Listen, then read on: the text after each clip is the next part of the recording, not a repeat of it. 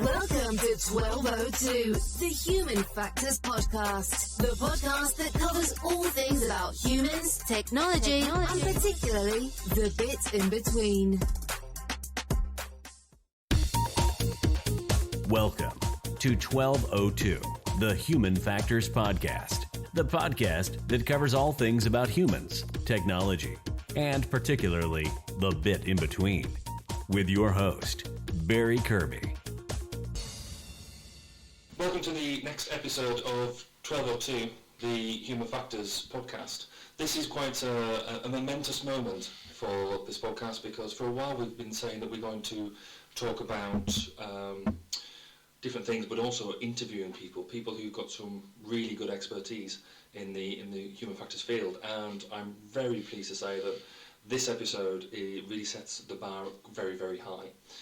I'm going to interview somebody, and I'll get them to introduce themselves in a second, but they've got a vast amount of experience in the human factors field, over 30 years worth, and they've done everything from starting off in the human factors domain to now running their own consultancy and really influencing some of the really big projects that are going on. So I'm very pleased to introduce and welcome Martin Thody.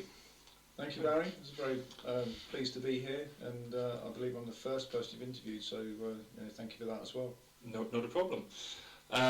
Yes, it's fantastic to have you here because obviously I want to learn a bit more about yourself and how you got into human factors, but also I guess if you're a member of the Chartered Institute, then most people, even if they've never heard of you, you will have influenced their lives so far if they're being good and doing their CPD in some way up to this point, because you're a member of the Professional Affairs Board and have helped really drive how a lot of the CPD has been developed and changed over the past few years. So really, I guess that is one of the main themes of this podcast, is how do people get into doing effective CPD, but also around the side of it, around mentoring, and how do you become a mentor, what can you do, why is being a mentor good, and also as a mentee, what are the sort of things we should be looking at. But we'll get onto that in a minute. So if you could just tell us a bit about yourself, and how did you get into human factors? How did you even know human factors existed and that you wanted to do it? Okay, that's a really good, interesting question to start with. How did I get into human factors ergonomics? By chance, purely by chance. But I think I was destined to do it, and that might sound a bit of a strange thing to say. But one of my first memories, when I was 5 or 6 years old, was sort of human factors related. I was picked up from school by one of my friend's parents. Usually I used to walk to school, but I was picked up. The weather was particularly bad. It was pouring with rain, and they collected me in a Ford Anglia. And I was sitting in the back. The rain was pouring down. There were no seat belts in the car. Bench seat at the front, and I was conscious that I was in a very unsafe environment to the point it made me feel uncomfortable. I noticed that the tyres on the outside of the car were very narrow, all these things, and I was 5 or 6 years old, and I was thinking, can the adults in the front not see this? Why have they put me in this situation? So that was one of my very first memories. But how did I get into sort of human factors in later life? Not by the traditional route. I didn't go to university to start with. I left school with some, to be honest, quite poor grades in O-levels as they were then, and in A-levels. But I got a job as a assistant scientific officer working for the Ministry of Defence. Well, that's a heck of a jump from just saying that you've had no qualifications to then become into the MOD in that way. What pushed you into that direction? Was it an advert that you saw and you just thought I'd go for it, or? That was actually an advert that my mother saw. While I was at school, I had two interests really. One was travelling, and one was the weather and geography. So in my sort of late teens, I decided I wanted to join the meteorological office. Okay. They were part of the MOD, part of the RAF specifically at the time, and one of my reasons doing that was because at the time every place where RAF planes landed or took off from in the world had a Met officer. So that was my opportunity to travel. Yeah. So I applied for a job.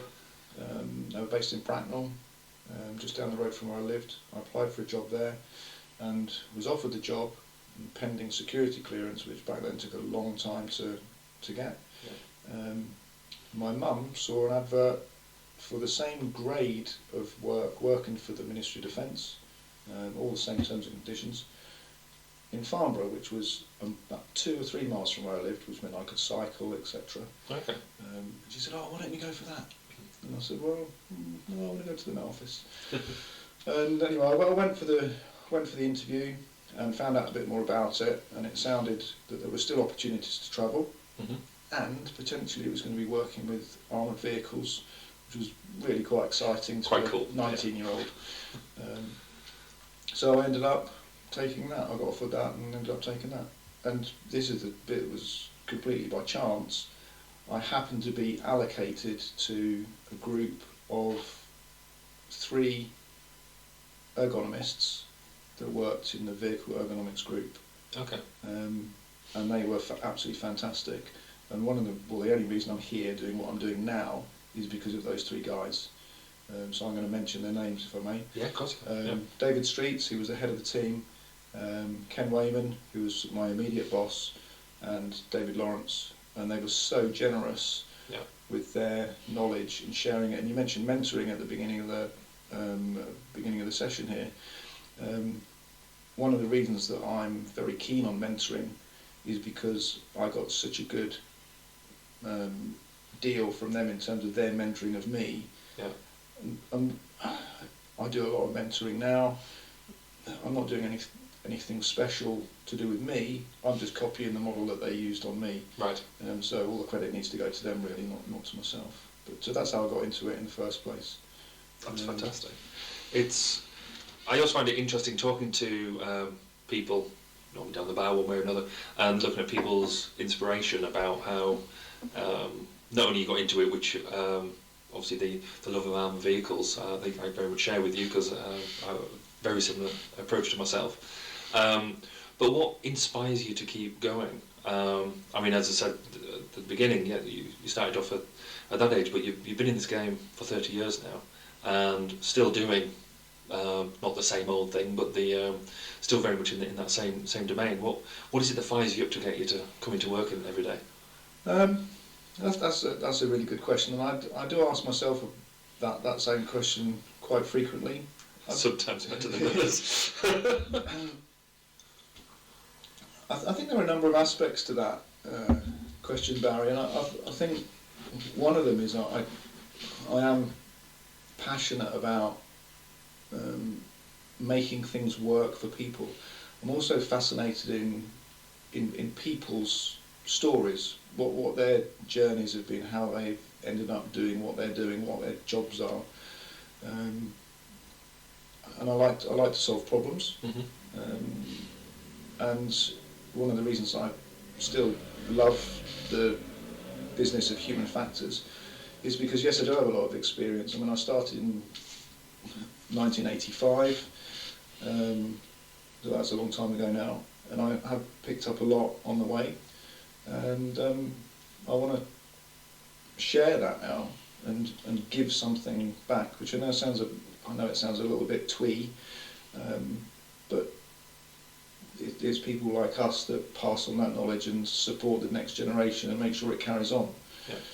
So that's there's a number of aspects there, but that's what gets me up in the morning.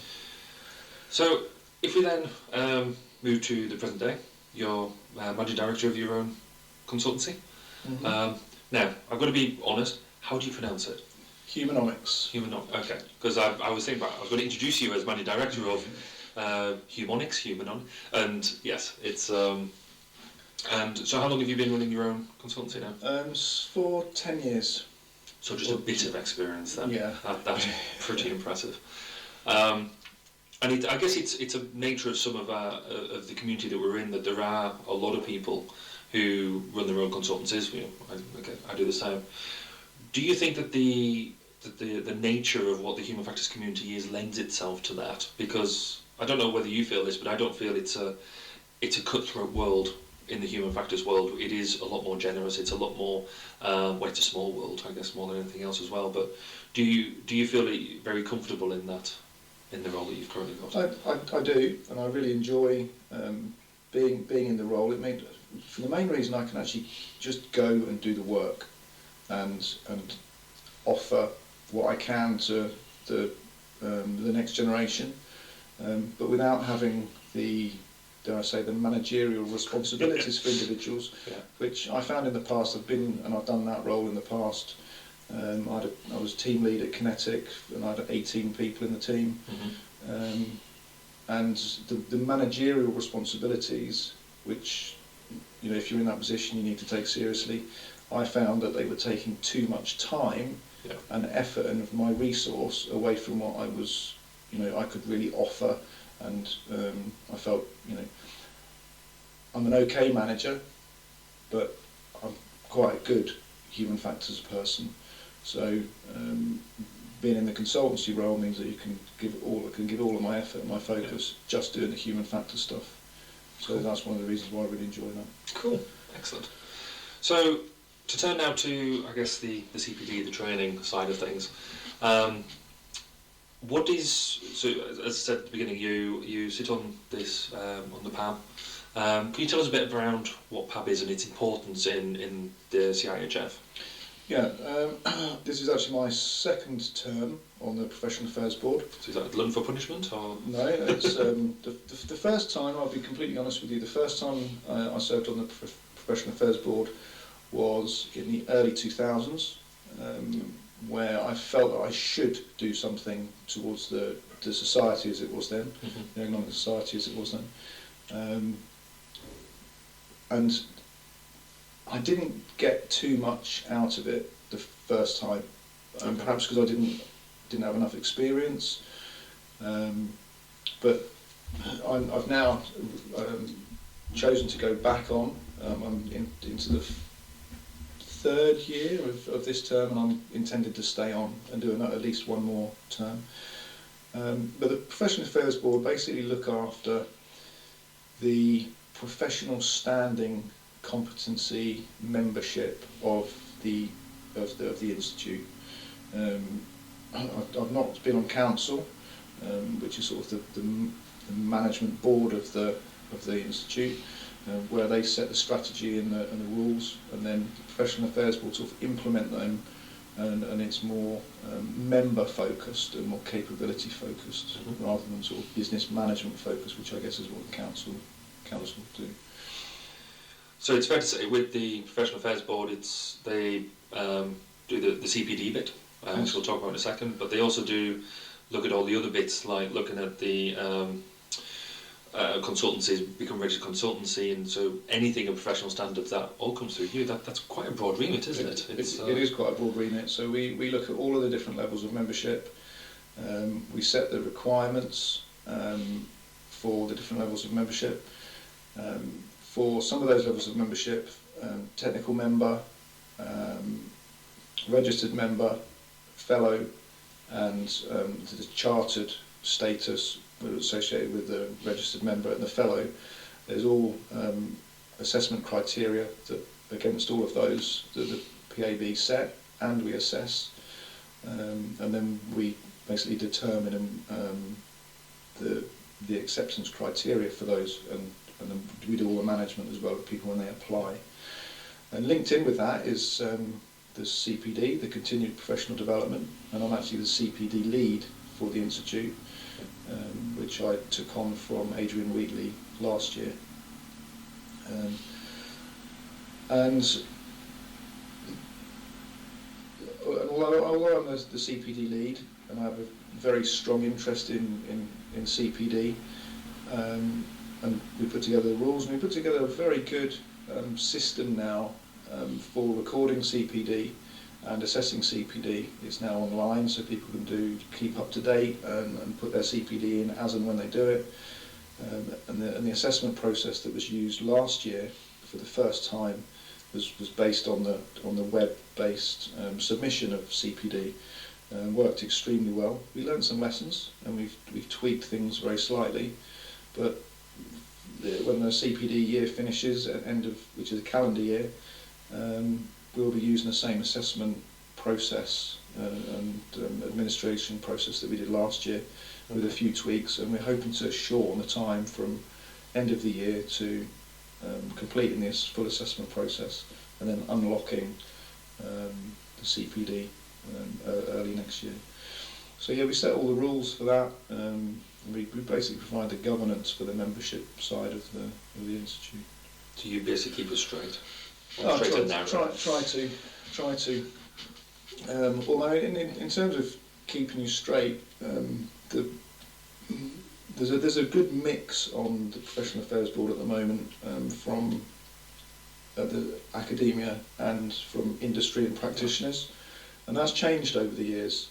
When I first joined the institute, and that was a long time ago, the council and the Professional Affairs Board were very much academic led, but that's changed over the years and been much more balanced, if not perhaps gone the other way slightly now, to be much more pragmatic, much more applied base with a still good support from academia, but that's not where the focus is anymore. Yeah. So actually, in terms of the CPD, actually, one of the things that I contributed to the rules, if you like, or the categories, was looking to expand the categories, which initially were very academic focused, and for people in practice, quite difficult sometimes to work out what CPD in the industrial environment might look like, and how it mapped onto the criteria that it was supposed to be meeting. So we've expanded the categories. So that's really quite important, isn't it? Because I guess when you look at CPD, it's something that everybody's got to be able to apply, and it's got to be. It's an interesting balance, isn't it? Because we want everybody to do very detailed CPD, but by the same token, you're not going to go in and do it because it can be quite daunting from a practitioner perspective. Which is why I think the way that the CPD has changed, particularly over the past couple of years, has been, I think, really valuable, because it makes it much more user-friendly, which I guess is a good thing coming from an ergonomics-based organisation. So, if you could just tell us from your perspective, with CPD, we sit there, we input our CPD into the system. What do you do with it? At the end of the year, we lock down the system so that on the 31st of December, that's the deadline for the year. Big klaxon to everybody, you've got to do it by the end of the year. Indeed. Well, hopefully, most people have been doing it throughout the year. Of course we have, yes, absolutely. I know that doesn't always happen.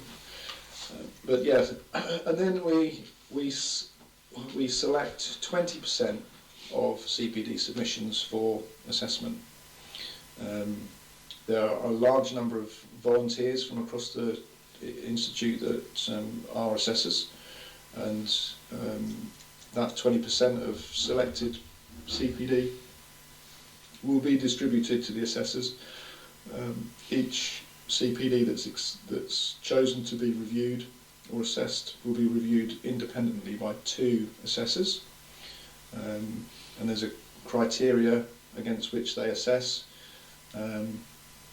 They then independently provide their accept or reject or need more information response.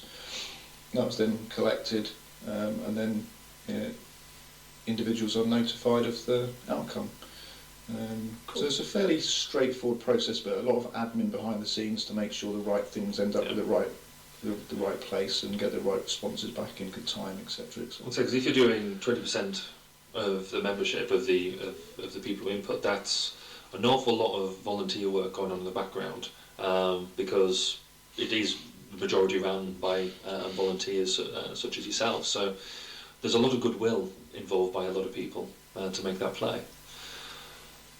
If I'm just starting out in my career, I'm not chartered or anything like that yet, and maybe I'm not going to be for a couple of years yet because I just haven't built up that experience.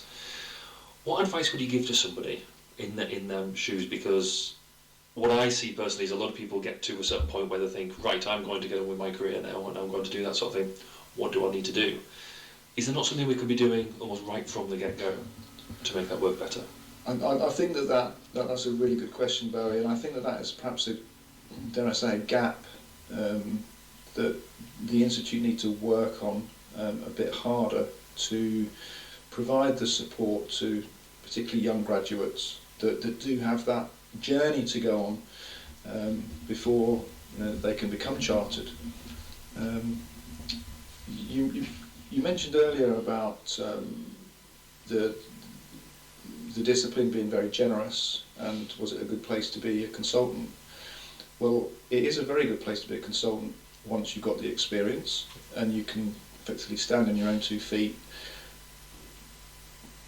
But there are not so many opportunities now compared with when I started out to work in large teams of human factors people as a young graduate, to get the benefit of other people's experience, to get that nurturing, to get that mentoring, to get that coaching, to really bring people along. A lot of people end up in a 1 or 2 or let's say small consultancy where they're immediately out, customer facing, big writing, turning work around in fairly short order. Again, lots of experience of actually doing the work, but perhaps they're not getting as much support and coaching and technical development from experienced human factors people that perhaps they should. So I think there's a bit of a gap there. So that's something we, as an institute, I guess, need to try and find an innovative way of addressing, because it's not an easy thing to do, but it's, and I guess that can also be coupled with, I guess there is more so now, but there's a lot of people in human factors. You sort of said it yourself. I didn't come in through the human factors degree route or anything like that. There's a lot of people who come in almost by the side door, suddenly find themselves in the human factors world. Do we think there's something there as well to be able to try and make that route easier? Because I think there's a lot of people coming in and going out of human factors, trying to relate themselves to different disciplines. I don't know if we need to make that transition, if you like, from where human factors is a second career. I don't think we need to necessarily make that transition easier. As you say, there already is a good movement across from people choosing human factors as a second career. For those people that, by the definition that they've been, it's a second career, they're generally more mature, they've had more life experience, yeah. They know that they want to do that, so they probably have a bit more about them. My concern is about those young graduates that have chosen human factors, that want to develop and they want to move on. But if they're not getting that support, are they the ones that are choosing to leave and go elsewhere? Yeah. Because it's one of the drawbacks of being a very small discipline, and it is a very small discipline. Most of us know each other. Yes. But that in itself can be quite limiting. Mm. Whereas if you're an engineer or in the legal profession or in the medical profession, it's massive. Yeah. So wherever you go, you're probably going to be working in a team. Which is quite ironic, really, considering when our scope of human factors is we can literally get involved in any sort of project that you put out there, because they've all got that human interaction, yet we are such a small discipline. How do you think that works then with, obviously there are none that I'm aware of, undergraduate degrees anymore in ergonomics human factors. You generally go and do it as a master's. There's almost, and I was on this conversation the other day, that there is no driver almost from a primary secondary school perspective. You have people, you want to be pilots, or you want to be spacemen, or you want to be mathematicians, or you're physicists, or that type of thing. You never hear I want to be an ergonomist. So is there an opportunity for us to then try and influence people, or do you think actually where we're at the moment is fine, because it is fulfilling what it needs to do, but we're not growing? There has been quite a lot of work done by the Institute in the past looking to develop ergonomics in schools. There was an initiative that was led by Mike Tainch a few years ago, So it is starting to creep in, and I'll use the word creep. It is now included in sort of industrial design courses at school level. Industrial design might be the wrong term, but sort of design and technology type courses. It is now included in the syllabus for that. There was a move, again, must have been 10 years ago, to try and get the Scout movement to have an ergonomics badge. That's fascinating. Which I think is something that we should look at again. Yeah. And I think that, you know, with one of the things that the new CEO of the institute, Norseman Rashid, is looking to do is to increase the media profile of the discipline, because we're not very good at that at the moment.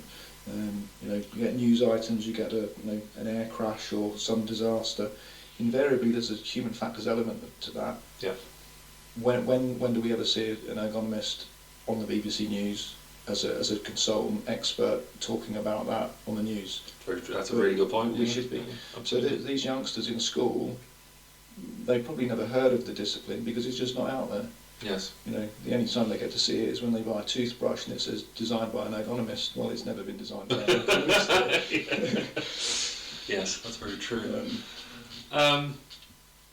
So that's sort of CPD, and it's on a little nutshell. But the other part of what you do, and you alluded to it earlier, is by mentoring people.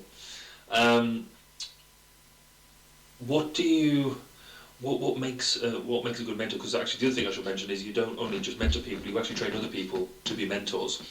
So what are you looking for in terms of a good mentor? I think first and foremost, to be a good mentor, you need to want to do it, and I think that's really, really important, and sometimes it gets overlooked. And I think you need to want to do it for two reasons. One, for yourself, but I actually think more importantly for anybody that you're potentially going to mentor. The mentee, for want of a better description, deserves a good mentor. You need to dedicate time to it. You need to. You don't necessarily need to be a highly expert ergonomist, human factors engineer. But what you do need is you need to give time. You need to listen. You need to understand the process of application. That's very important. But I think the main thing is that you really need to want to do it. You need to have some passion for the discipline and for developing the next generation. Yeah. Because applying for registered membership and chartership status is not a trivial activity. It involves a lot of hard work, a lot of dedication, and it can be seen quite a daunting activity to take on when you're right at the beginning. So you need to do a bit of hand-holding, for want of a better description, and that takes some patience. Sometimes it can be very frustrating. Yes. But it's about listening to what individuals need. Each person needs different things from a mentor. Yeah. There's a sort of a core theme of what you do as a mentor, but again, it's understanding which is fundamental to being a good human factors engineer, is understanding the people, and you're just bringing that down to an individual basis. So I guess in a nutshell, a mentor isn't for life, though actually it could be an ongoing relationship, and that'd be a good thing, but fundamentally I think you're alluding to it's about getting you up to either membership or sort of chartered status and getting you almost on that grown-up track, as it were. Yeah. So what do you think the job, if you were to define this as a job spec, what is being a mentor all about? What then fundamental essentials they have to do? Right, well, as I said, they have to understand the process, the applications process. We're talking specifically about application for registered membership. Yeah. Although I do also mentor fellows or people applying for fellowship status. It's not a formal role. There's no requirement on the institute to be mentored through that process. I also mentor potential mentors. So there's different aspects to the role of mentor within the institute. But if we talk specifically about the application to registered member, as I said, you need to understand the process. You need to help them draw up a plan, because as I said, it's quite a big task, it's quite a daunting task, or can be seen as a daunting task. Break it down into small chunks that are manageable. Have frequent meetings, ideally face-to-face. Although I have mentored people remotely, it's a bit more challenging, but again with technology nowadays, things like Skype, FaceTime, etc. So when you say it frequently, how frequently do you think? Again, that depends very much on the individual. Some need more than others, but you have an initial kick-off meeting, and then if you're located in the same place, we're working together, then that's obviously much easier. Perhaps once a month, once every 2 months. Okay. It depends on their progress. It's very much led by the individual applicant, although sometimes they need a little bit of prodding from the mentor. And again, that's an important thing to get that balance right. So the way that I usually do it, and individual mentors will work in their own way as well, but the way that I do it is have an initial meeting, talk them through the process in detail, break it down into small chunks, dispel any myths that might be there, and there are a number of myths about how difficult it is to achieve, go through the process, and how much, simple things like how long should a logbook activity be? 10 pages, 1 page. Many people don't know that. The guidance is there. Very good guidance is available on the Institute website. But again, to actually have somebody sit face to face and talk you through it, it brings it to life. It's very cold just downloading some information off the internet and reading it. So you talk through that. I've got some examples. I always take examples of what a good looks like in terms of a logbook. In terms of the number of activities, that's another really important thing to get across to mentees. It needs to be between 10 and 20. I always say aim for 12, because it's the same with CPD. It's about quality, not quantity. I know it's a bit of an old adage, but it's very true. I advise people not to go for the bare minimum of 10, although I have had some successful mentees that have put in 10. But I always aim for about 12, and then basically talk to them and ask them if they've got how many ideas they have for different activities right off the bat. They generally come up with 1 or 2, maybe 3 if you're lucky. Then we start there, and then you can ask a few more questions. And one thing that I've found with most mentees, not all, but in the vast majority, and I think we're all guilty of it, we underestimate in ourselves what we've done and what's of value. So again, part of the role of the mentor is to draw out those things and identify, just through having a discussion, oh, you did that then, oh, well, you definitely need to write that down. And they wouldn't have written it down, but they verbalise it and put that in your story. And I use that word all the time when I'm talking to mentees. It's about telling a good story. It's about telling a story of your journey from, through your development as a professional ergonomist, where you started, the different activities you've done on that route, to where you are now. If they're putting their logbook together to apply, then probably at a position where they're ready to be a chartered ergonomist in Human Factors. And it's getting that story down. So we're looking for good progression, and that's both technical capability and also responsibility. So as a professional and a technical development, and that's the story that should be told in the logbook. And it sounds like quite a simple thing, and it sounds quite obvious. But when people turn up at your desk and say, I think I should apply for registered membership, but I haven't got a clue what to do, can you help me? It's those little simple things that they haven't even managed to think about.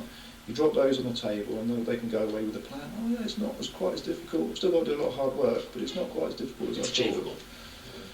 So I guess from that as well is the starting the logbook, or even the semblance of a logbook, as soon as you possibly can. Yes. It's got to make your life an awful lot easier, because it's a lot harder to come to it later on and say, oh, I need to put together a logbook and think back. How do you find people's, I guess, attitude to that? Because you sort of touched on it, the people don't necessarily sell themselves. One of the things I found quite a lot is that we use we quite a lot. We did this, we did that, and there can be a reluctance to be quite selfish and shout about your own achievements. Do you think that holds people back? I think that probably holds all people back. I don't think that's I don't think that's just limited to human factors specialists. I think that's just a human thing that we all suffer from. I mean, there are one or two people that don't exhibit those behaviours, yes. But they probably stand out in their own right because they don't have those behaviours. You know, they're the ones that, you know, CEOs and senior officers in the military and all that sort of thing. They have a different outlook, or, you know, very successful sportsmen and women. Yeah. Again, they probably have that self-belief and willingness to share it. Mm-hmm.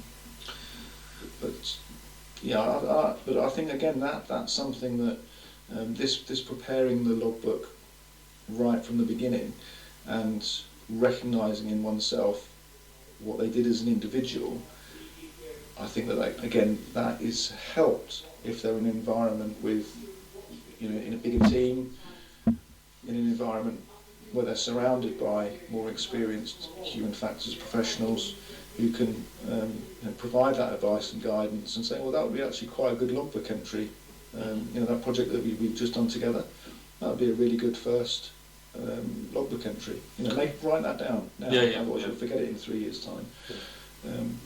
And then I think that's, again, coming back to something we spoke about earlier, that's where I think some young graduates, where they are not fortunate enough to end up in a larger or supportive team, that's where they don't get that opportunity to really grow and really understand in themselves that they are developing and that they are making some really good progress. Cool. Okay. So, flip that on its head. What makes a good mentee? So what characteristics are you looking for? What makes your life easy as a mentor? Oh, now that is a really good question. I actually don't enjoy easy mentees. Okay. I really enjoy a mentee that comes to me that really wants to do it, mm-hmm.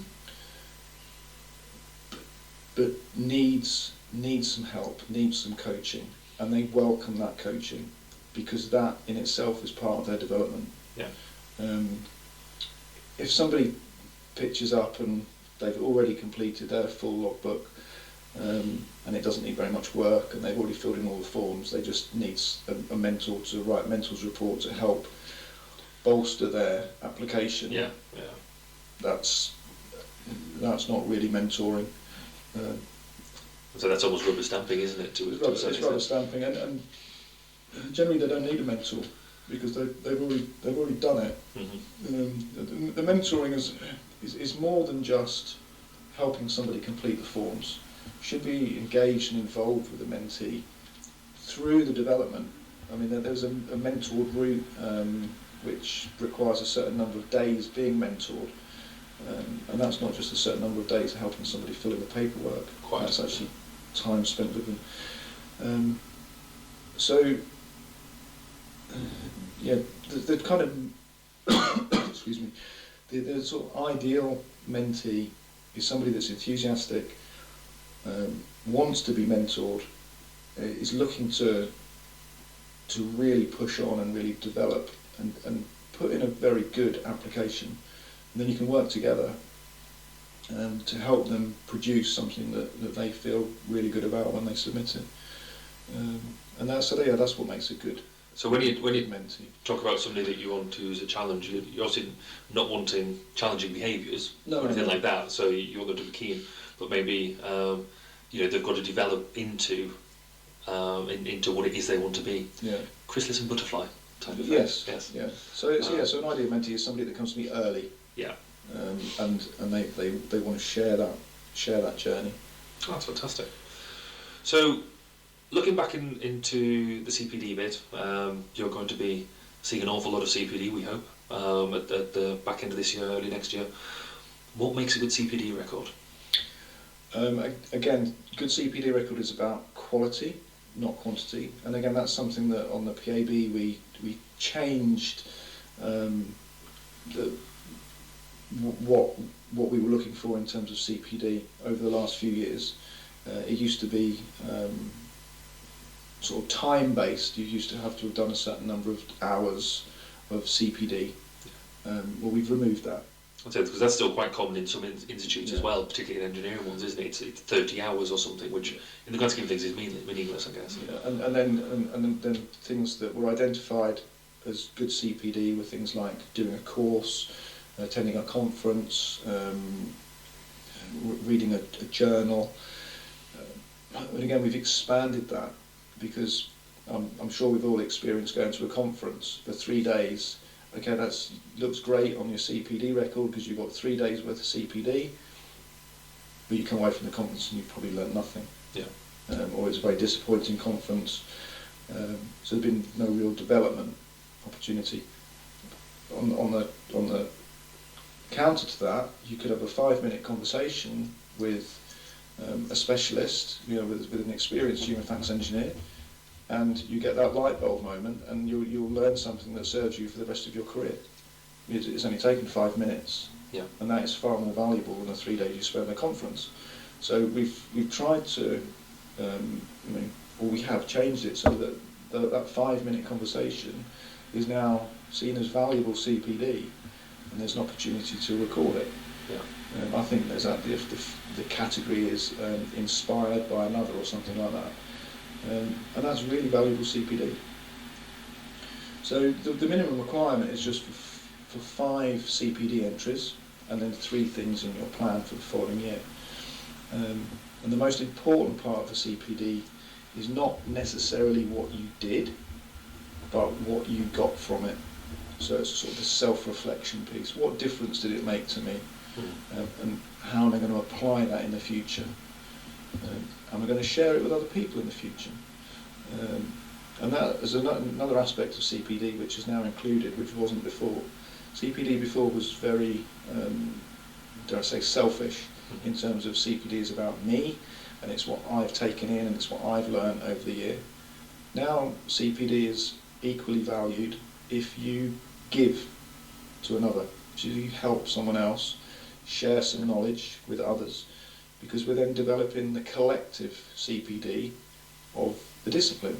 Right, yes. Yeah. So, which is equally as valuable, if not more so, dare I say, than that individual development. The individual learns from the collective, and develop the collective, and the individuals all come up with it. That's a really, I guess, really good broad way of looking at it, and I guess one of the beauties about being in, I guess, a small discipline is we can easily see what the entirety of the discipline looks like. It's not like, with an engineering hat on, it's almost you lose yourself in the wave of it. So to have that really altruistic view is really quite a heartening thing. So you mentioned about you should have 3 things in your forward plan. What 3 things are going to be in your forward plan this year? Well, the 3 things that are going to be in my forward plan for the coming year. For the audience, Martin didn't realise this question was coming. I'd already decided on what they were going to be anyway, so but yeah, I wasn't expecting the question.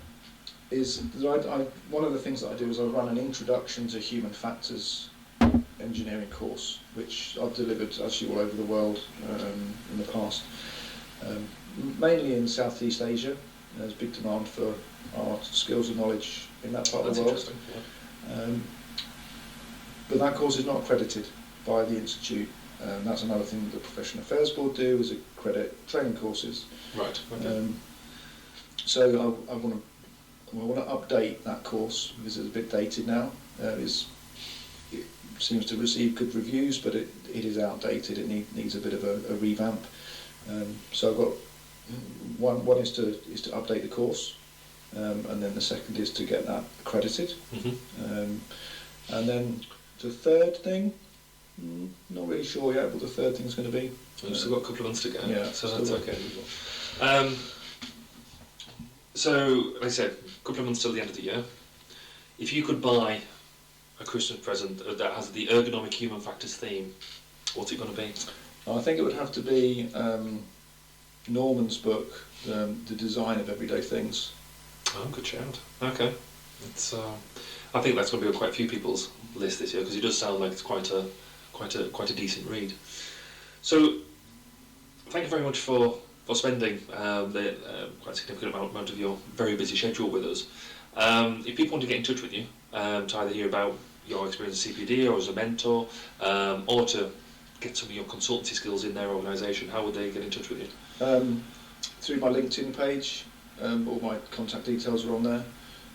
Or my email address is martin@humanomics.com. And I'll make sure that they are written in the show details as well.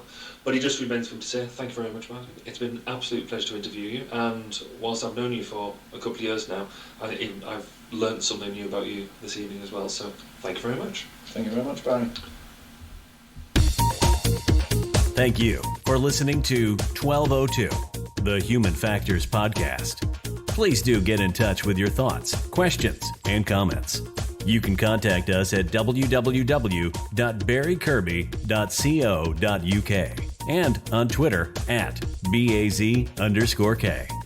See you next time. And remember, it's more than just common sense.